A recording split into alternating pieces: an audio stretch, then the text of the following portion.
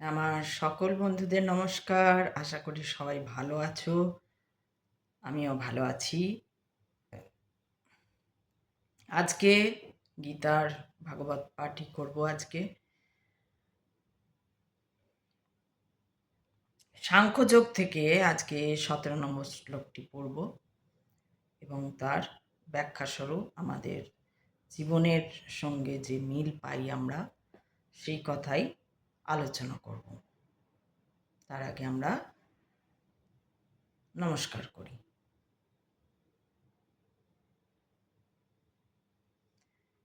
হে কৃষ্ণ করুণা সিন্ধু দীনবন্ধু জগৎপতে গোপীশ গোপিকা কান্ত রাধাকান্ত নমস্তুতে। কৃষ্ণায় বাসুদেবায় নমঃ। কৃষ্ণায় বাসুদেবায় নমঃ। কৃষ্ণায় বাসুদেবায় নমঃ।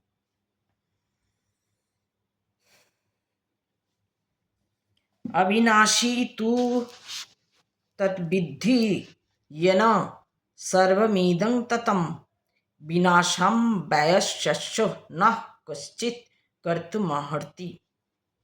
অর্থাৎ যা সমগ্র দেহে ব্যাপ্ত তাকে তুমি অবিনাশী বলে জানবে। সেই অব্যয় আত্মাকে কেউ বিনাশ করতে সক্ষম নয়। অবিনাশী তু তদ্বিদ্ধি येन সর্বমিদং ততম। সর্ব জায়গায় সে বর্তমান। বিনাশম ব্যয়স্য ন কশ্চিৎ কর্তুমর্হতি। এই আত্মাকে কেউ বিনাশ করতে সক্ষম হয় না। আত্মা এবারের ব্যাখ্যা হচ্ছে সমগ্র দেহে ব্যপ্ত আত্মার প্রকৃত স্বরূপ ব্যাখ্যা করা হয়েছে। যে কেউই হৃদয়ঙ্গম করতে পারে যে সমগ্র দেহ জুড়ে কি বিস্তৃত হয়ে আছে, যেটা বিস্তৃত হয়ে আছে, ছড়িয়ে আছে, সেটাকেই বলা হচ্ছে চেতনা। প্রত্যেকেই তার দেহের সুখ ও বেদনা সম্বন্ধে আংশিকভাবে এবং সামগ্রিকভাবে সচেতন। চেতনার এই বিস্তার প্রত্যেকের নিজের দেহের মধ্যেই সীমাবদ্ধ। একজনের দেহের সুখ দুঃখের অনুভূতি অন্য আরেকজনের কাছে অজ্ঞাত। খুব সত্য এই কথাটা। যা আমার সুখ তা অন্যের অজানা, যা আমার দুঃখ তা অন্যের অজানা। ঠিক সেরকম আরও একজনের যে সুখ সেটা আমার অজানা, সেটাই বলা হয়েছে। চেতনার যে বিস্তার সেটা প্রত্যেকের নিজের দেহের মধ্যেই সীমাবদ্ধ। তাই ভিন্ন ভিন্ন দেহ বিভিন্ন স্বতন্ত্র আত্মার মূর্তরূপ। এই যে বিভিন্ন দেহ আমরা দেখি, অ্যাকচুয়ালি এই যে পরমাত্মার অংশই হচ্ছে এই যে জীবাত্মা, যেটা জীবের মধ্যে যে রয়েছে, জড় হয়ে রয়েছে, যেটা গীতায় বলা হচ্ছে যে এইগুলো জড়। অর্থাৎ এই যে জীব এই পরিব্যাপ্ত হয়ে রয়েছে, সেই জীবের যে যা কর্ম, সেই কর্ম পরিচালিত হচ্ছে, কর্ম ঠিক না, তার যে এই যে জন্ম মৃত্যু এইগুলো যে পরিচালিত হচ্ছে, কে কিভাবে আসছে, কে কিভাবে যাচ্ছে, এই যে দেহ পরিবর্তন হচ্ছে, এই যে ভিন্ন ভিন্ন স্বতন্ত্র আত্মার যে মূর্ত রূপের যে বিনাশ হচ্ছে, এটা নিয়ন্ত্রণ করছেন কে না পরমাত্মা, পরম ব্রহ্ম পরাৎপর।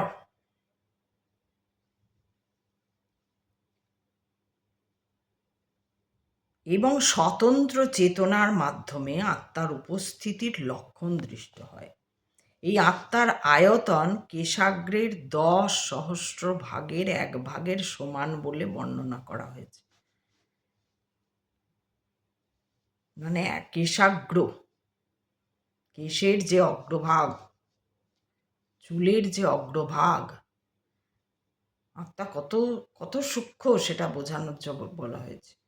সেটাও নয়, তার 1000 ভাগের একটা ভাগ হচ্ছে আত্মা। মানে কত, মানে সূক্ষ্ম, সূক্ষ্ম যাকে বলে, সূক্ষ্ম, কে দেখা যায় না একে,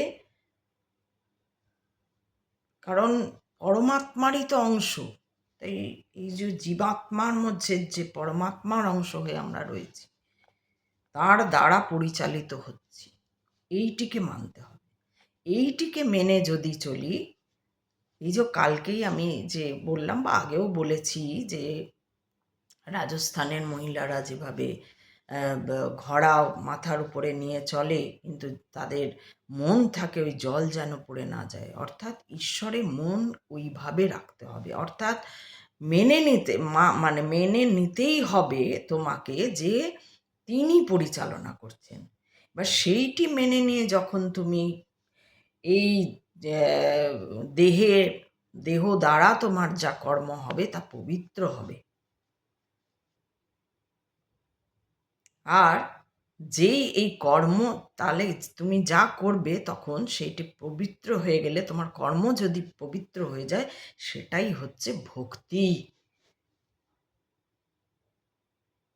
কিন্তু যদি তুমি যারা মনে করে, বা যদি তুমি মনে করো, বা অন্য যে কেউ যদি মনে করে যে না এগুলো মিথ্যা, তার মানে তার শুদ্ধিকরণ হয়নি, আত্মার নয়, তার দেহ ভাগ থেকে সে উঠতে পারেনি।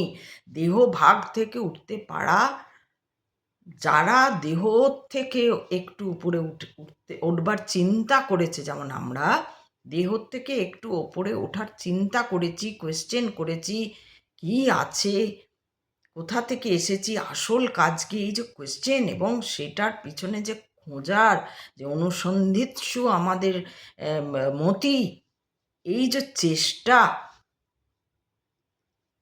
এইটা হচ্ছে একটা পথ। আমাদেরকে এই পথ যদি আমরা অনুসরণ করি, তাহলে আমি যাই করি না কেন, কারণ আমার মাথায় রয়েছে জল যেন না পড়ে। অর্থাৎ আমি কিছু নই, ব্রহ্মাণ্ডই সব, আমি কিছু নই, শ্রীকৃষ্ণই সব, মহাদেবী, যাকেই বলো তুমি, ঈশ্বর পরম ব্রহ্ম, তিনিই সব, তিনিই করাচ্ছেন।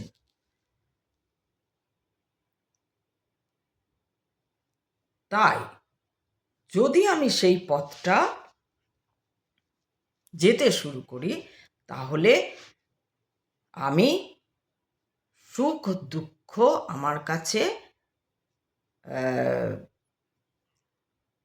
কাছে সুখ দুঃখের কোনো গুরুত্ব থাকবে না।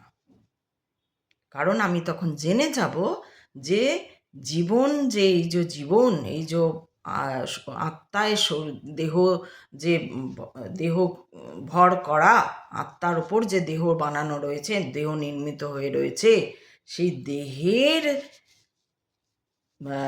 পদ্ধতি হচ্ছে, প্রণালী হচ্ছে, সে সুখ পাবে, দুঃখ পাবে, এটা পাবেই সে। তাই যদি আমি সেই দুঃখকে মনে করি এটা দুঃখ, তাহলে দুঃখটা বেশি হয়ে যাবে, তাহলে আমি গাড্ডায় পড়ে যাব। কোন গাড্ডায়? না, দেহর গাড্ডায় পড়ে যাব। আমি দেহ নিয়ে ভাবছি যে আমার কি দুঃখ, আমার মতো দুঃখ কেউ পায়নি, আমার কেন এত দুঃখ, আমি কি করলে দুঃখের আমার শেষ হবে, হ্যান হবে। এইটা না, আমাকে ঈশ্বরে ভাবতে হবে। যাই হয়ে যাক, দেখবে একটা কথা আছে না, যে দুনিয়া উল্টে যাক, তবু আমি ঠান নিয়েছি আমি এটাই করব। ঠিক সেরকম দুনিয়া উল্টে যাক, আমাকে ঈশ্বর থেকে মন সরালে আমার চলবে না। তাহলে আমার ঘোড়া সব উল্টে একদম যাচ্ছে তাই অবস্থা হবে। জল তো পাওয়াই যাবে না, আর জল তুলতে যাওয়া যাবে না। আমাকে জল ছাড়া আমার, শুধু আমার নয়, আমার ওপর যারা জল আনবো বলে যারা বসে আছে, সেই জল দিয়ে যা যা কর্ম করার, সেই সমস্ত কর্ম বিঘ্নিত হবে। তাই আমাকে ওই ঈশ্বর থেকে মন সরালে হবে না। যারা ভাবছে না এসব নয়, তারা দেহ থেকে উঠতে পারেনি। এই কথা বার গীতাতে বলা হয়েছে। তারা দেহ থেকে উঠতে পারেনি, তারা অজ্ঞ, তারা মূর্খ, তারা মূঢ়, এই বলে বলা হয়েছে। এই আত্মার আয়তন কেশাগ্রের 10 সহস্রভাগের 1 ভাগের সমান বলে বর্ণনা করা হয়েছে। শ্বেতাশ্বতর উপনিষদে 5 নম্বর শ্লোক বা 5-9 প্রতিপন্ন করা হয়েছে। বালাগ্রসস্থ ভাগস্য শতধা কল্পিতস্য চ ভাগ জীব স বিজ্ঞেয় স চ্যানস্তায় কল্পতে। কেশাগ্রকে শতভাগে ভাগ করে তার একটি ভাগকে আবার শতভাগে ভাগ করলে যে আয়তন হয়, আত্মার আয়তনও ততখানি। সেই রকম অনুরূপ আরেকটি শ্লোকে বলা হচ্ছে যে কেশাগ্র শতভাগ্যস্য শতাংশ সাদৃশ্যাত্মক জীব সূক্ষ্ম স্বরূপ হয়ং সংখ্যাতীত হি চিৎকণা। অসংখ্য যে চিৎকণা রয়েছে তার আয়তন কেশাগ্রের 10 সহস্রভাগের 1 ভাগের সমান। সুতরাং স্বতন্ত্র জীবাত্মা একটি চিৎকণা, যার আয়তন পরমাণুর থেকেও অনেক ছোট, এবং এই জীবাত্মা বা চিৎকণা সংখ্যাতীত। এই অতি সূক্ষ্ম চিৎকণাগুলি জড় দেহের মূল তত্ত্ব, যেটা মলিকিউল বলা হয়, অণু পরমাণু বলা হয়, প্রোটন নিউট্রন, এগুলো তোমরা ফিজিক্সে পড়তে পারবে। এর সঙ্গে যদি এবার ফিজিক্সটা পড়ো তাহলে দেখবে খুব সুন্দর মিল পাচ্ছ। চিৎকণাগুলি জড়দেহের মূল তত্ত্ব। কোনো ওষুধের প্রভাব যেমন দেহের সর্বত্র ছড়িয়ে পড়ে, এই চিৎকণা বা স্ফুলিঙ্গের প্রভাবও তেমনি সারা দেহে জুড়ে বিস্তৃত থাকে। আত্মার এই প্রবাহ চেতনারূপে সমগ্র দেহে অনুভূত হয় এবং সেটি আত্মার উপস্থিতির প্রমাণ। যে কোনো সাধারণ মানুষও বুঝতে পারে যে জড় দেহে চেতনা না থাকলে তা মৃত দেহে পরিণত হয়। চেতনা অর্থাৎ প্রাণ যাকে বলা হয়। প্রাণ বলে না, প্রাণবায়ু বেরিয়ে যায় যখন দেহ চলে যায়, বলে প্রাণবায়ু। প্রাণবায়ু মানে ওই আত্মা। আত্মা কি? আত্মা দেহ তো আত্মাকে, আত্মা দেহকে ধরে রাখে, দেহ আত্মাকে ধরে রাখে, একে অপরকে ধরে আছে। যেই দেহ চলে গেল আত্মাও তো বেরিয়ে গেল। প্রাণবায়ু বেরিয়ে যাওয়া, সেই বলছে প্রাণ। মৃত দেহে পরিণত হয় এবং কোনো রকম জড় প্রচেষ্টার দ্বারাই আর সেই দেহে চেতনা ফিরিয়ে আনা যায় না। তাই চেতনার উদ্ভব জড় পদার্থের সংমিশ্রণের ফলে হয় না, তা হয় আত্মার থেকে। আত্মার পারমাণবিক পরিমাপ সম্বন্ধে মুন্ডক উপনিষদে আরো বলা হয়েছে, এষ হনুরাত্মা চেতসা বেদিতব্য যস্মিন প্রাণ পঞ্চধা সংবিশেষ প্রাণেশ্চিত্তং সর্বমোতং প্রজানাং যস্মিন বিশুদ্ধে বিভবত্যেষ আত্মা। আত্মা আয়তনে পরমাণু সদৃশ এবং শুদ্ধ।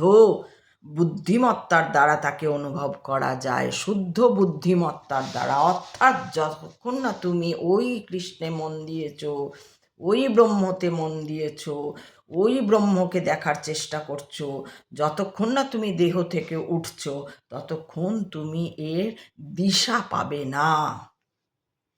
আর দিশা না পেলেই তোমার সারা দুনিয়ায় মনে হবে যে সাময়িক সুখকে তোমার মনে হবে এটাই সুখ, আর সামান্য দুঃখকে তোমার মনে হবে এই আমার মধ্যে সারাদিন শুধু দুঃখ আর দুঃখ। তাই আমি বারবার একটা কথা বলি, সবাই আমরা পড়ি, এই যে আমি গীতা পড়ছি এখন, শুধু এটা পাঠ করছি না, পড়ছিও যখন, আমি একটা জিনিস লক্ষ্য করছি যে এই যে মানে এক একটা লাইন আমার কিছু কিছু জায়গায়, এক একটা লাইন, এক একটা সেন্টেন্স আমার বুঝতে 5 মিনিট টাইম লাগছে, বুঝতে, উপলব্ধি করে, অনুভব করতে কি বলতে চেয়েছে, অনুভব করতে, মানে অ্যাকচুয়াল অনুভব করতে,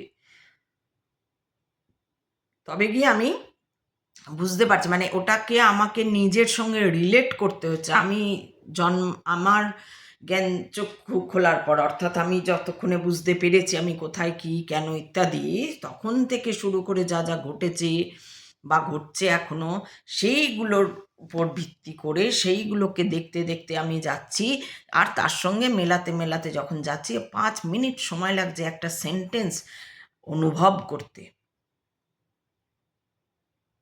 আরেকটা জিনিস আমি দেখছি, সত্যি কথা বলতে আমি জানি না এটা কেন কেউ বলে যে মানে কেউ না, অনেকেই বলে যে না এসব ফালতু, এসব পড়ে কিছু হবে না, এগুলোকে একটা ধর্ম বলে নাম দিয়ে দেয়, এবং সেই নানান রকম কথা শুনি, তখন আমি ভাবি যে এরা না পড়ে কিন্তু কথাগুলো বলছে। কারণ হয় তুমি পড়োনি, কেন না তোমার পড়বার ইচ্ছা হয়নি, তার একটা কারণ কি না তোমার দেহ থেকে উঠবার ইচ্ছা হয়নি, তুমি দেহতেই ভালো, ভাই আমি এই ভালো আছি, বেশ এসির হাওয়া খাচ্ছি, ফ্যানের হাওয়া খাচ্ছি, গাছতলায় তো আর বসে নেই, আমি সুন্দর চাকরি করছি, আমি এই আনছি, যা চাইছি তাই করছি, এটাই সব নয়। এইটা যারা বুঝতে চায় না তারা এসব দিকে আসতে চায় না। কারণ ওই যে আমি একটা কথা বলেছিলাম আগে, যে এটা যতখানি কঠিন আবার ততখানি সোজা। তুমি যদি ওই পথের পাথেয় হও তাহলে তোমার কাছে জিনিসটা সোজা, কিন্তু তুমি যদি সেই পথের পাথেয় না হও, তুমি উল্টো হও, তোমার শুধুমাত্র দেহর মধ্যে আবদ্ধ থাকতে চাও, সীমাবদ্ধ থাকতে চাও, বা তুমি থাকছো, তাহলে যেন যে তোমার দ্বারা কখনো তোমার আবার ওই ঘুরে নিম্ন যোনিতেই জন্ম তুমি নেবেই। গীতা যদি সুন্দরভাবে কেউ পড়তে থাকে একদম শুরু থেকে ধৈর্য ধরে, তাহলে সে তাকে ফিজিক্স, কেমিস্ট্রি, অমুক তসুক আর আলাদা করে পড়তে হবে না, কারণ এর মধ্যেই সব রয়েছে। শুধু হয়তো তুমি যে ভাষা ভালো বুঝবে, হিন্দি বুঝলে হিন্দিতে পড়ো, ইংলিশ বুঝলে ইংলিশে পড়ো, কিন্তু পড়ো, আর পড়ে বোঝার চেষ্টা করো। শুধু তো গীতাই পড়ছি, এরপরে তো আরও কত গ্রন্থ রয়েছে, কত গ্রন্থ রয়েছে যা এখনো মানে পড়া হয়নি, সেইভাবে পড়া হয়নি, সব ছুঁয়ে ছুঁয়ে যাওয়া হয়েছে। গীতা তো আগেও পড়েছি, আমি প্রথম গীতা পড়ি আমার ডাক্তারবাবুর কথায়, যখন আমি প্রথম আমার এই বড় ছেলে আমার প্রেগনেন্ট হই, তখন প্রথম গীতা পড়ি, ডাক্তারবাবু বলেছিলেন শুধু গীতা পড়বে। গীতা পড়ে একদিন ছিল, গ্রহণ ছিল তখন, তার মধ্যে একদিন আর কি গ্রহণ ছিল, সূর্যগ্রহণ বোধহয়, সূর্যগ্রহণ ছিল, তো ডাক্তারবাবু বলেছিল সেই দিন বিশেষ করে তুমি গীতা পড়বে, এবং সেই দিন গীতা বন্ধ করবে না। সব সময় তো একদম, আর ওই সময় আর ও তখন একটু ভারী মাস ছিল বোধহয়, আমার 7 মাস 8 মাস এরকম কিছু হবে, তো একটু ভারী, বসে থাকা যায় না তো একভাবে তখন। আর সত্যি কথা বলতে অনেক ছোট ছিলাম, বাচ্চা বয়স, একটু বাচ্চা বয়সই বলবো। এখন এখন তো ওই বয়সে বিয়েই হয় না, যে বয়সে আমার বড় ছেলে হয়েছে, তো সেজন্য বাচ্চা বয়সী বলবো। এই বেশিক্ষণ পড়তে ডাক্তার, আর আমি খুব ওবিডিয়েন্ট ছিলাম সবারই, যে যা বলতো সেটা মানতাম, তারপরে ভুল হতো, এ হতো, যাই হতো, কিন্তু আমার ডাক্তারবাবু ছিলেন, উনি বলেছিলেন গীতা পড়বে, আর বিশেষ করে সূর্যগ্রহণের দিন বলেছিলেন পড়তে, যে ওই দিন যেন সারাদিন যতক্ষণ বিশেষ করে গ্রহণ থাকবে অন্য কোনো দিকে মন দেবে না, শুধু গীতা পড়বে, এবং সেই দিন যেন গীতা বন্ধ না হয়। তোমার সেরকম জল তেষ্টা পড়লে বা বাথরুম গেলে উঠলে খোলা রাখবে গীতা। গীতার উপরও পাতাতেও কিছু রাখতে হবে না, কিছুই না। তারপর এসে যদি দেখো পাতা উল্টে গেছে, তাহলে সেখান থেকেই পড়বে আবার। সেটা এগিয়ে গেলে পড়বে, পিছিয়ে গেলেও পড়বে। তো আমি সেটাই করেছিলাম। যাই হোক, বললাম এটা কথার মাঝখানে। তো সেই জন্যই বলছি যে গীতা যদি পড়ো, তাহলে সত্যি বলছি যে অভ্যেস করতে হবে পড়াটা। আমি জানি না, অনেকেই বলে, আমি একবার আমার এই গীতাটি এক ভদ্রমহিলা নিয়ে গেছিলেন, অনেক দিন আগের কথা, বয়স্ক ভদ্রমহিলা। আমার তো সব বয়স্কদের সঙ্গে ভাব হয়। তো এটাও 4-5 বছর আগের কথাই বলছি। তো এক ভদ্রমহিলা, তখন আমি আমার ওইদিকে থাকতাম। তো ওই গীতা নিয়ে গেছিলেন। গীতা ওই এসে শুধু বলতেন এই প্রবলেম, প্রবলেম, প্রবলেম, প্রবলেম। তখন আমি বলেছি, মাসিমা তুমি গীতা পড়ো, দেখবে ভালো লাগবে, তাহলে তোমার এইসব মাথার মধ্যে গিজগিজ করবে না। যা হয় মহিলাদের ওই সেই কথা, কি বলে, ছেলে ভালো বৌমা খারাপ, এই আর কি, এই গল্প শুধু করে যেত। তো আমার বেশি শুনতে আমি এসব পছন্দ করি না। না, বয়স্ক মাসিমা তাকে নাও করতে পারছি না, তখন আমি বলেছিলাম গীতা পড়ো। উনিও মানে পড়াশোনা একটু পড়তে ভালোবাসেন, তো আমরা ঠিক আছে দাও। 10 দিন থেকে 12 দিনের মাথায় আমাকে গীতাটা দিয়ে গেলেন। তখনই আমার মনে হয়েছিল গীতা পড়েননি উনি। অত মানে ওনার মানে পড়ার নেই আর কি, সেটা মানে আমি ওনাকে চিনতাম বলে আমি বলছি যে 10-12 দিনে ওনার গীতা পড়া হয়ে গেল। যখন উনি 10-12 দিন পরে গীতাটা ফেরত দিলেন, আমি ভেবেছিলাম ঠিক আছে উনি রাখবেন মাস তিনেক, টাইম লাগবে তো পড়তে, বুঝে পড়তে। তো যাই হোক, বুঝেছিলাম। তো এইটাই এই কথাটা কেন বললাম না, 10-12 দিনে গীতা সম্ভব নয় পড়ে শেষ করা। বিবেকানন্দের মতন হলে সেটা আলাদা কথা ভাই, সেটা আলাদা কথা। কিন্তু আমাদের মতন একদম গুবড়ো যারা সাধারণ, খুব সাধারণ, তাদের জন্য গীতা 10-12 দিনে শেষ হয়ে যাবে সম্ভব না। আমার তো একটা সেন্টেন্স আবার কিছু একটা পড়ছি, তারপরে আবার ওটা ঘুরে যাচ্ছি। এই যে দেখো না, এখানটাই যে পড়লাম, আমার মনে হয় আমি তো ভালো করে মানে ভেঙে ভেঙেই পড়লাম, কিন্তু তোমরা কি সব বুঝে গেলে কি বলছি, কি পড়লাম? চেতনার কথা দেখবে আমরা সবসময়, মানুষ বলে চেতনার কথা, কিন্তু সাধারণ মানুষ বলে চেতনার কথা, কিন্তু চেতনার কথা আমরা না জেনে বলি চেতনাটা কি। কনসিয়াসনেস যে কি, ইংলিশে না সেরকমভাবে বোঝানো যায় না কোনটা প্রাণ। ইংলিশে একটাই হয় হার্ট, একটাই হয় কনসিয়াসনেস, তুমি কনসাস নাও, মানে মেলে না জিনিসগুলো। কিন্তু এই যে চেতনা, এই যে প্রাণ,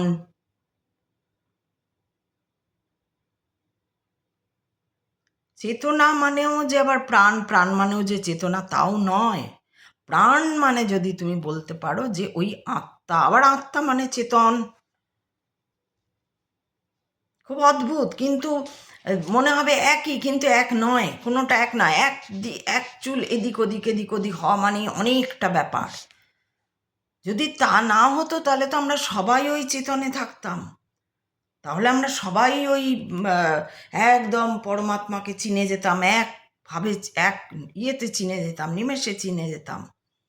আমরা সব জানি, কিন্তু কি করে জানি না, ওই গতানুগতিকভাবেই তো চলে আসছে, আমরা জানবো না কেন? আমার মনে একটা প্রশ্ন জেগেছিল একবার, এক ব্যক্তি আর কি। তো ওই ব্যক্তি মানে সাধারণ, খুবই সাধারণ, খুব একটা জ্ঞানগম্ভীর মানে নেই বলতে গেলে, খুব একটা জ্ঞানগম্ভীর নেই, ইগো তো আছেই, এবং ওই আর কি আমি যা করি, আমি এই করতে পারি, আমি সেই করতে, এরকম একটা ভাব এই ছিল। কিন্তু পুজো আচ্ছা হেন তেন, খুব কথাবার্তা এরকম, খুব মানে কথা যদি শুরু হতো তাহলে হ্যাঁ গীতার কথাও বলছে, বিবেকানন্দের কথাও বলছে, এই কথা বলছে, ওই কথা বলছে। আমি ভাবতাম ভাই কি করে সম্ভব যে যে এই কথাটা বলছে সে এই কাজটা কি করে করে? সে কি করে মানুষ মরছে দেখলেও তাকে একটু ভাত দিয়ে আসে না, বা তাকে কোনোভাবে হেল্প করে না, বা মিথ্যে কথা বলে, বা এত ইগো, এত অহংকার, দম্ভ, অহংকার, বা ইগো বলতে এখানে কি বলবো, মানে একটা ইয়ে নিয়ে চলে যে কমপ্লিকেটেড পারসন, নিতে পারে না, তারপরে ক্রিটিসিজম নিতে পারে না। এই ক্রিটিসিজম নেওয়াটাও কিন্তু একটা অনেক বড় ব্যাপার। যদি আমাকে কেউ খারাপ বলছে, কিন্তু হ্যাঁ, খারাপ বলছে মানে কি, যে ধরো আমরাও অনেক, যেমন ধরো একটা সিনেমা দেখলাম, যেমন ধরো এই যে অনুসন্ধান, আরও পরিষ্কার করে বলি, এই যে অনুসন্ধান বলে, তোমরা জানো কি না জানি না, অনুসন্ধান বলে একটা হইচইতে একটা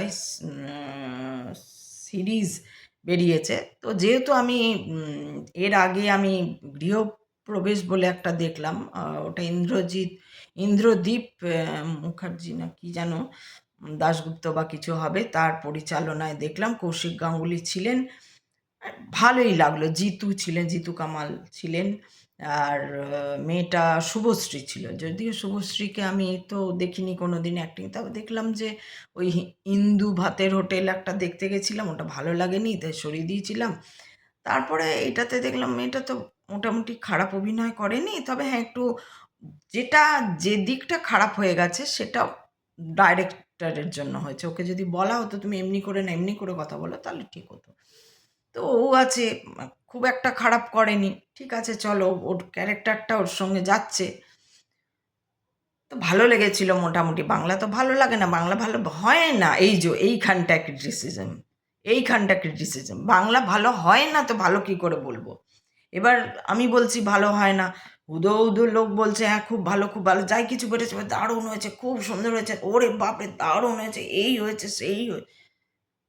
পরে ভাবলাম, দেখতে গিয়ে দেখছি ও বাবা, পোস্টার পর্যন্ত দেখতে পাচ্ছি না, এত জঘন্য। তারপরে দেখতে গিয়ে তো আর দেখতেই পারি না একদম। যেমন মৃগয়াটা দেখতে গেলাম, এ সবই কিন্তু যুক্ত, তোমরা কিন্তু মনে করো না যে এর সঙ্গে কোনো যোগ নেই। আমি তো বলছি সাধারণ কর্মজীবন, গৃহস্থ জীবন, আমাদের যে জগৎ সংসার, সেই সংসারের সঙ্গেই তো গীতার মিল। সেই জন্য তো এগুলো বলা, এই চেতন, এই প্রাণ, এই আত্মা সবই এখানে। তো ওই যেটা বলতে যাচ্ছিলাম, অনুসন্ধান বলে একটা লোভ পেয়ে গেছে। আর আমি তো এসব দেখতে ভীষণ ভালোবাসি, যেই সময় পাই তাড়াতাড়ি কাজ সারি, নাকি সিনেমা এসছে দেখবো বা সিরিজ এসছে দেখবো, কারণ আমি বাইরে বেরোই না, তো হলে খুব একটা যাই না। এই যে ঋত্বিক চক্রবর্তী, তোমরা চেনো কি না জানি না, ওর সঙ্গে আমার ফেসবুকে টুকটাক কমেন্ট করে কথা টথা হয়। বলেছিলাম দেখতে যাবো, ওর একটা সিনেমা বেরিয়েছে, কিন্তু ভাবছি যাবো, পয়সা খরচা করব, টিকিটের দাম তো অনেক, খরচা তো করব, কিন্তু যদি এখন গিয়ে দেখি বাজে, তাহলে আমার রাগ হয়ে যাবে। এসে তারপরে ওকে গালি দেবো, আর ওকে গালিও দিই আমি, দূর ভালো হয়নি মশাই, দূর মশাই এই, দূর মশাই ওই, আর ও লাইক দেয় আমাকে। তো যাই হোক, ওই যে কমপ্লিকেশনেই সরল, ওই জন্যই তো কথা বলি ওনার সঙ্গে। সরল ব্যক্তি, ভালো ব্যক্তি, কিন্তু বুদ্ধিমান। সরল মানে মূর্খ নয়, সরল মানে বোকা নয়। কোন কথাটা কোথায় কিভাবে কখন বলতে হয়, এটাও গীতাতে লেখা আছে। এটা পরে আসবো আমি, আজকে হয়তো হবে না, পরে একদিন আসবো। এই কথাটা পড়ছিলাম যখন, তখন দেখছিলাম যে কখন কোনখানে কোন কথাটা বলতে হয়, সেটাও শিখতে হয়। সেটাও হচ্ছে ওই তোমার কর্মকে শুদ্ধ, তোমার নিজেকে শুদ্ধ করার, দেহকে শুদ্ধ করার একটা পদ্ধতি। তো এরকম ভেবেছিলাম দেখতে যাবো, এখন ওই ভাবনা এসে গেছে। তো যাই হোক, অনুসন্ধানটা দেখতে শুরু, একটা লোভ হয়ে গেছে দেখবার, দেখবো, ভালো দারুণ হবে বোধহয়। অনুসন্ধান, আমি ডিটেকটিভ দেখতে ভালোবাসি, ক্রাইম ইয়েগুলো, স্পাই ক্রাইম এগুলো দেখতে ভালোবাসি, যে কী করে বেরোচ্ছে, কী করে মারছে, কী করে ধরছে, এগুলো দেখতে ভালোবাসি। তো আমার যে ভালোই হয়েছে, তাহলে ওটা তো ভালো হয়েছিল, এবার এখানেও শুভশ্রী আছে, দেখি ভালোই হবে। দিয়ে তারপরে কালকে কোনো রকমে, কাল না পরশু কবে দেখছিলাম, কালকেই, কোনো রকমে খুব কষ্ট করে একটা এপিসোড এগিয়ে, আর দেখতে পারলাম না, কারণ গল্প সিরিজটা সিনেমা বানিয়ে দিয়েছে, প্রথম কথা। দ্বিতীয় কথা, এত বাজে অভিনয়, এত বাজে ডায়লগ, এত বাজে ফ্রেম, সব কিছু খুব বাজে, সেই না দেখতে পেলাম না। হ্যাঁ, কিন্তু পোস্টারে যেগুলো এই পোস্টার মানে ক্লিপিংয়ে যেগুলো দেখাচ্ছিল, সেগুলো দেখে মনে হচ্ছিলো যা কিছু আছে, কিন্তু দেখলাম না, কিছুই নেই। তো খুব ফালতু লাগলো, খুব জঘন্য। এই যে আমি নিন্দে করছি, ক্রিটিসাইজ করছি, এটা এটা ওইভাবে নিন্দে যদি কেউ বলে তাহলে ভুল, তার তার তার তার বোঝার ভুল। এটা নিন্দে না, এটা ক্রিটিসিজম। আমি চাই যে বাংলা ভালো করুক, বাংলায় সেই যোগ্যতা এখনো আছে, যতই আঁচল ধরা হোক তবু এখনো সেই যোগ্যতা আছে। আঁচল কতদিন থাকবে ভাই? এই মানুষ থাকছে না, ও আঁচল কি থেকে যাবে? তাই হয়, একদিন না একদিন তো আঁচল সরবেই, তখনও যেন ভালোগুলো বেরিয়ে আসে, বলা যায় না, তখনও আমরা বেঁচে থাকতে পারি, তাই না? আঁচল একদিন না একদিন সরবেই, তো আঁচলের তলা থেকে একদিন একদিন বেরোবেই। তো সেই জন্য চাই যে একটু ভালো হোক, ভালো হোক। আর আমি এই জগতের মানুষ, তো আমিও চাই যে আমি নিজে করতে পারিনি তো, তো সেই জন্য আমি চাই যে বিভিন্ন রকম ব্যাপার আছে তোমরা জানোই, তো আমি ওইসবের মধ্যে আমার তো সবসময় সংসার অমুক তসুক কী করবো না করবো, তাই জন্য আমি এগোতে পারি, নিজেকে এগিয়ে নিয়ে যেতে পারিনি বিভিন্ন সমস্যার কারণে। শুধু আমার ফ্যামিলির সমস্যা, ওখানেও অনেক রকম সমস্যা আছে যেগুলো আমি মেনে নিতে পারি না, কম্প্রোমাইজের ব্যাপার আছে যেগুলো আমার ওকে কখনোই কোনো অবস্থাতে মেনে নেওয়া সম্ভব না। লাস্ট টাইম মহাদেবকে বলেছিলাম পেটে দড়ি দিয়ে ঘরে বেঁধে মেরে দাও, তবু আমি ওই ইয়ে করবো না, মানে ওইভাবে আমি কম্প্রোমাইজ করে কাজ নেব না। তাতে টাকা হয়তো এসে যেত, আমার বাড়ি গাড়ি সব, আজ আর চিন্তা করতে হতো না, কিন্তু কিছু থাকতো না, মনুষ্যত্ব, মানবিকতা, মন, মানুষ যে এই ব্যাপারটাই থাকতো না। তো এই জন্যই বোধহয় আমাকে এরকম করে দিয়েছে, যাতে আমি না হই, যার জন্যে এইসব ঘটনা ঘটে। নাহলে তো আমি 1 বছর থাকলে আমি হয়তো আজকে সেলিব্রিটি টাইপের হয়ে যেতাম, যেভাবে ছিলাম। তো সেই জন্য এইটা হচ্ছে ক্রিটিসিজম করছি। ক্রিটিসিজম কেন করে? সেই ক্রিটিসিজম যদি এবার আমি যেখানে করছি হইচই হয়েছে, তো তোরই বয়ে গেছে, ওর তো ভালোই বলবে। ওরা তো আর আমার ক্রিটিসিজম নেওয়ার জন্য বসে নেই, কিন্তু আমার করাই আমি করছি, যে ভালো লাগেনি, জঘন্য লেগেছে, খুব বাজে হয়েছে, আমি এসব লিখেছি, যে কমেন্ট আসে হয়েছে, যে দেয়, সেখানে লিখেছি জঘন্য হয়েছে। কিন্তু আবার ভালো হয় যখন মাছের মাছের ঝোল খুবই ভালো লেগেছে, শুনতে গল্পটা ওরকম, কিন্তু গল্পটার একটা গভীরতা রয়েছে, অদ্ভুত গভীরতা। মমতা শঙ্কর রয়েছেন ওখানে, ঋত্বিক চক্রবর্তী রয়েছেন, ভালো ভালো অভিনেতা অভিনেত্রীরা রয়েছেন, গল্পও ভালো হয়েছে। শুধু ভালো ভালো অভিনয়, এখানেও তো ভালো ভালো অভিনেতা অভিনেত্রীরা রয়েছে, অনুসন্ধানেও তো রয়েছে, কিন্তু ভালো হয়নি। অ্যাডভোকেট আইচ, ঋত্বিক চক্রবর্তী মেন, হ্যাঁ ওনার জায়গাটা ভালো হয়েছে, কিন্তু বাকি অন্যান্য অনেক ভুলভ্রান্তি আছে, তাও চলো একটা। তো এরকম এগুলো হচ্ছে ক্রিটিসিজম। আর একটা ক্রিটিসিজম একটা মানুষকে ইন্সপায়ার করে দিতে পারে, একটা মানুষকে আরেকটু ভালো ভালো দিকে নিয়ে যেতে পারে, যদি সে ক্রিটিসিজমটা নিতে পারে। যার জন্য আমিও তোমাদের একসময় খুব বলতাম যে তোমরা বলো, তোমরা বলো, তোমরা বলো, তোমরা বলো, কী করবো, কীভাবে, কী ইয়ে। কিন্তু দেখেছি না, এখানে হয়তো সেরকম কেউ নেই যে বলবে।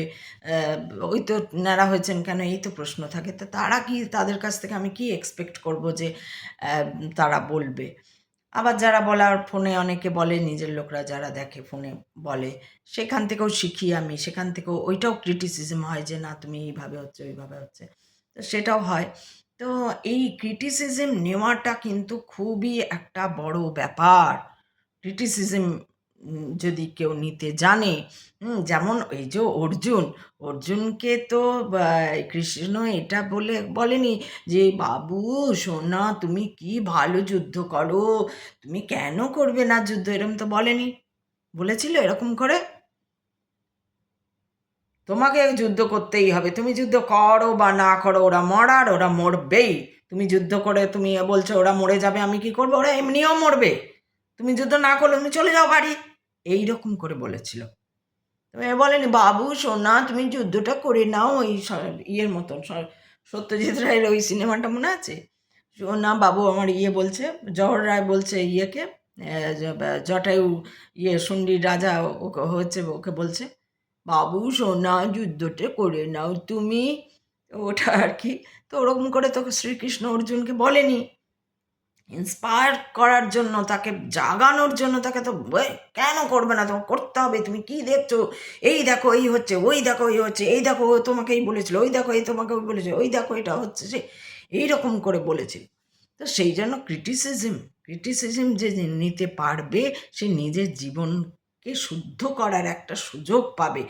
তাই জন্য ক্রিটিসিজম নেওয়া অনেক বড় ব্যাপার। ক্রিটিসিজম করতে জানাও একটা ব্যাপার, যে আমি ক্রিটিসিজম করছি, না ভাই আমার তো ভালো, আমি কিছুই দেখলাম না, কি দেখলাম কে জানে, কি দেখলাম কে জানে, বললাম বাহ খুব সুন্দর হয়েছে, কি সুন্দর হয়েছে।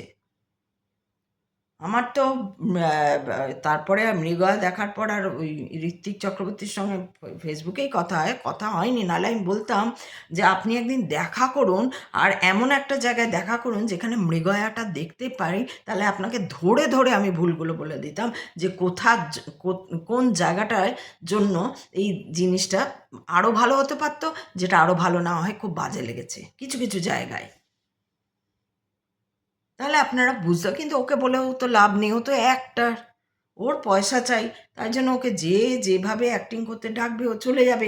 আসল তো হচ্ছে যারা ওই সিনেমাটোগ্রাফি বা যারা ম্যানেজার, যারা ডিরেক্টর, অ্যাসিস্ট্যান্ট ডিরেক্টর না, অমুক ফ্লোর ডিরেক্টর, অমুক ডিরেক্টর তো একা হয় না, অনেকগুলো ডিরেক্টর থাকে। ডিরেক্টর 1 2 3 4 করে অনেক ডিরেক্টর থাকে, প্রডিউসার থাকে। আগেকার দিনে তো প্রডিউসাররা কিছু বুঝতো না, পয়সা দিত শুধু। এখনকার তো তা হয় না, এখনকার যারা বোঝে তারাই করে, তারাই জানে আমার পয়সাটা কীভাবে ফেরত আসবে। তো সেই জন্য তারাই প্রডিউসাররা। তো ডিরেক্টর প্রডিউসার কী করছে, ঘুমোচ্ছে? ওদের তো দোষ দিয়ে লাভ নেই, ওকে যা বলেছে ও তাই করেছে, ওর জায়গাটাও ভালোই করেছে, ওকে আমি কী বলবো। তো এরকমের জন্য কিন্তু আমি যদি ফট করেই লিখে দিই যে খুব জঘন্য হয়েছে, তখন ও হয়তো বলবে যে, বা কিছুই বলবে না, ওরা কিছুই বলে না, ওরা কিছুই বলবে না, ঠিক আছে জঘন্য লেগেছে, আমি তো ভালো করেছি।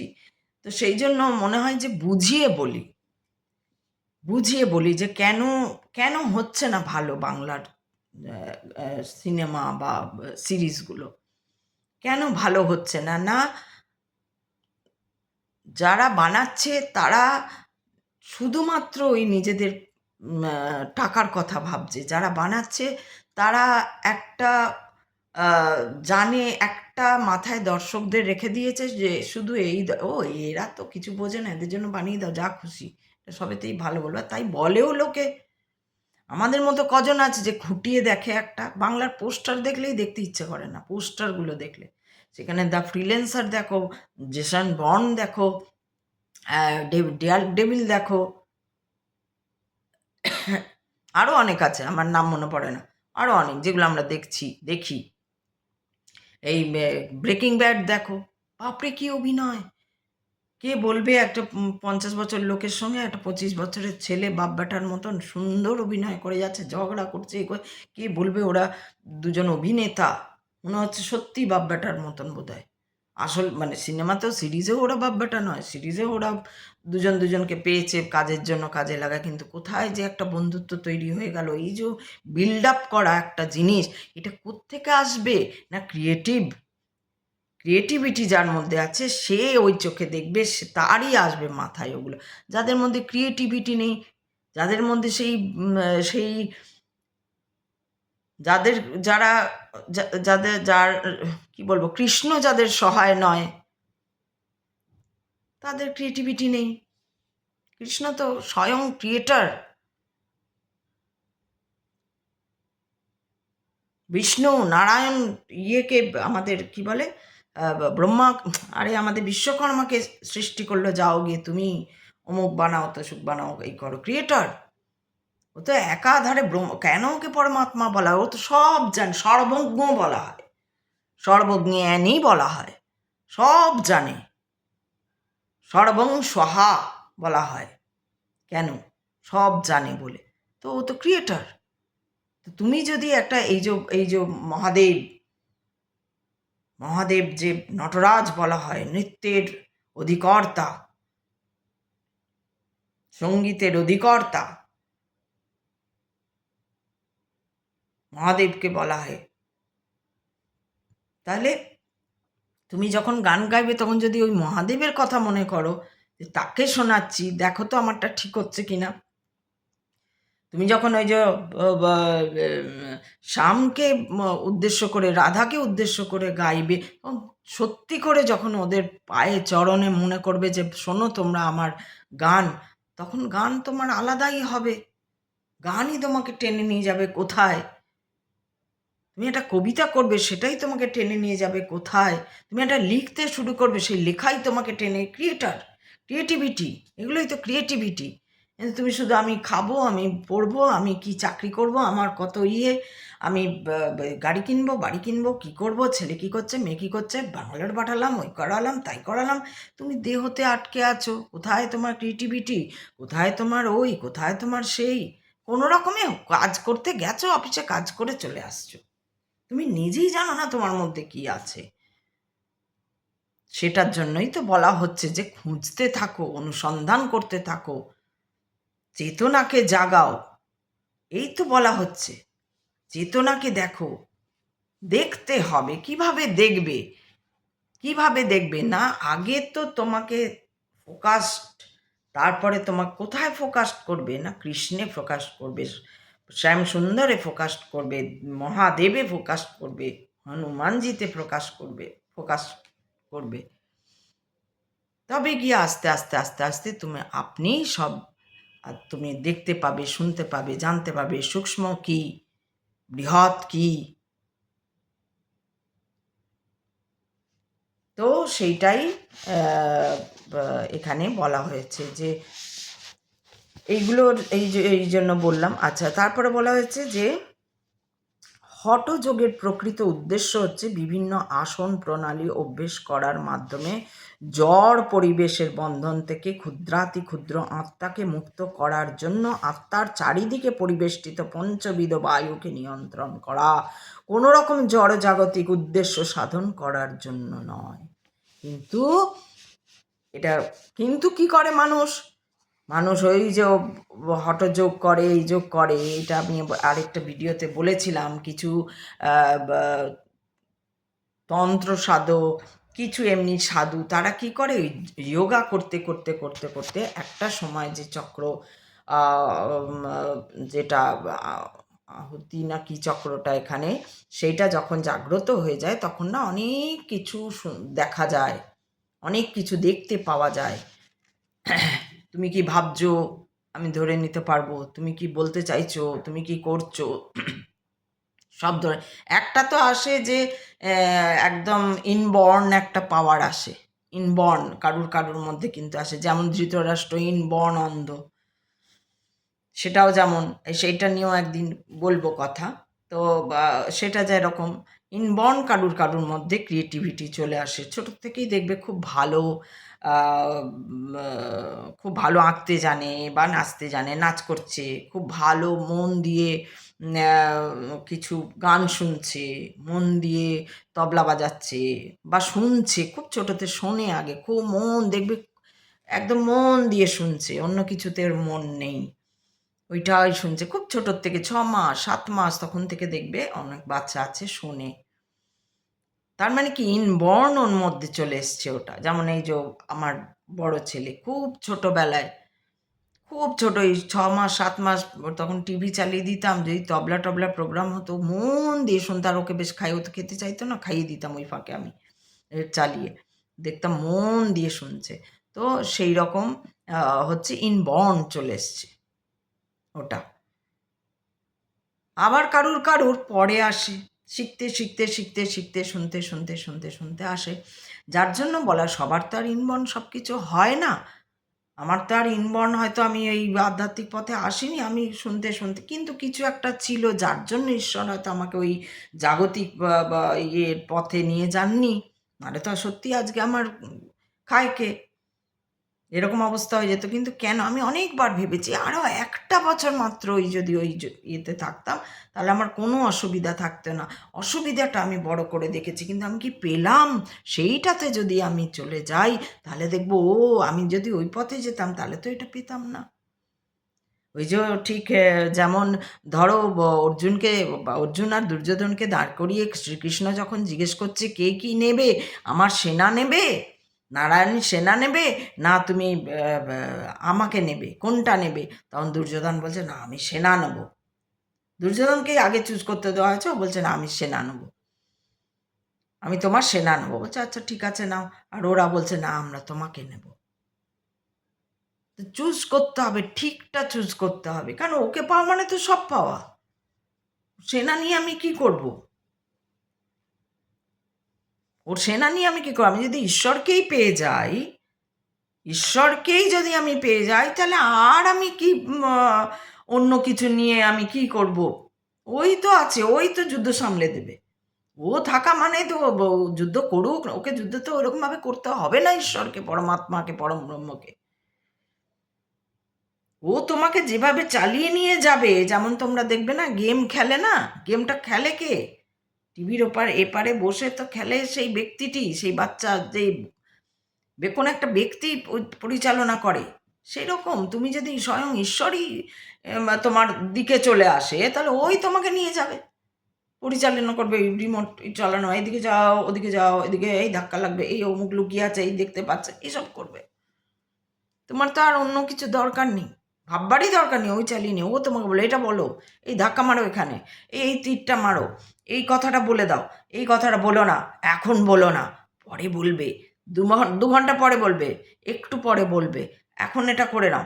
ও সব সময় তোমাকে এরকমভাবে পরিচালিত করবে, আর তাতে তোমার ভালোই হবে, তুমিই জিতে যাবে। তাহলে তাহলে জিতলো কে? না পাণ্ডব জিতলো। কি নিয়েছিল পাণ্ডব? শ্রীকৃষ্ণকে নিয়েছিল। দুর্যোধনকে নিয়েছিল, শ্রীকৃষ্ণের সেনাকে নিয়েছিল, হারলো দুর্যোধন।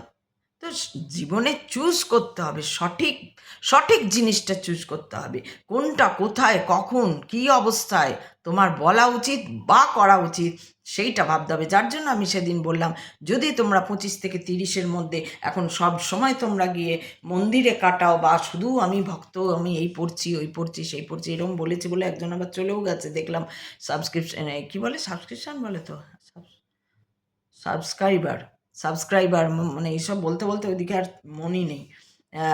সাবস্ক্রাইবার একটা কমে গেছে আর কি, মানে ওই কালকে বলেছেন চলে যাবো, তো সত্যি চলে গেছে, ভালো হয়েছে। হ্যাঁ, তো ইগো, তার মানে দেখছো এখানেও দেখো ইগো, পাট করে ইগোতে লেগে যায়।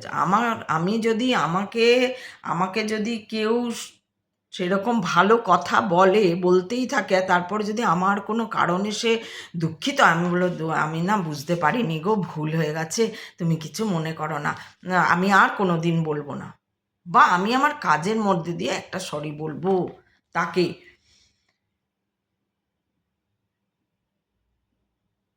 বুঝতে পেরেছ? তো আমি কিছুতেই তাকে কখনো ওই ইয়ে করব না। এটা হচ্ছে আমার ইগোলেস, এটা হচ্ছে আমি ঈশ্বরের পথে আছি, এই ভুল হয়ে গেছে গো। যদি আমার কোনো কথায় তুমি কষ্ট পেয়ে থাকো, আমার কোনো কথায়, আর আমি এখানে বলে দিই, আমি কিন্তু যখন বলতে শুরু করি, এই যে বসেছি, আমি এমনি বসিনি, একটা এখানে স্বয়ং শ্রীকৃষ্ণ মহাদেব বলো বা যাই বলো, আমি মহাদেব বলি, শ্রীকৃষ্ণও একই, স্বয়ং ঈশ্বর পরমেশ্বর এখানে বসে আছেন আমার মধ্যে দিয়ে, তিনি বলছেন, সেই আত্মা পরমাত্মার যোগ নিয়ে তিনি বলছেন, আমি কিছু বলছি না, আমি কিছু করছি না, সেই করাচ্ছেন। সেখানে আমি রাখছি মানে তো তুমি এটাও, আমি যদি হতাম আমি তো ভাবতাম বাবা ইনি রাখছেন মানে, গীতা হাতে ইনি রাখছেন মানে তো স্বয়ং শ্রীকৃষ্ণ ডাকছে, তার মানে তার পতন অনিবার্য হয় যদি যদি কেউ এতটা দেহে থাকে যে আমি কি বলছি, কোথায় বলছি, কেন বলছি, আর যদি এই বলাটা আমার কোনোভাবে কাউকে আঘাত করছে, কোনোভাবে কারুর বিরক্তি ঘটিয়ে দিচ্ছে, তাহলে ভাই আমি বলবো না, আমি তাকে একটা সরি বলে দেবো। সেটা না বলে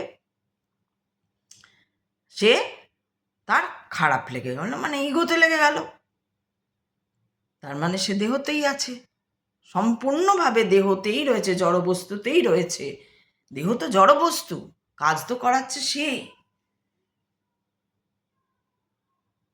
সেই হিসাবে জড় প্রকৃতি আর কি, জড়বস্তু না, জড় প্রকৃতি বলা হয়।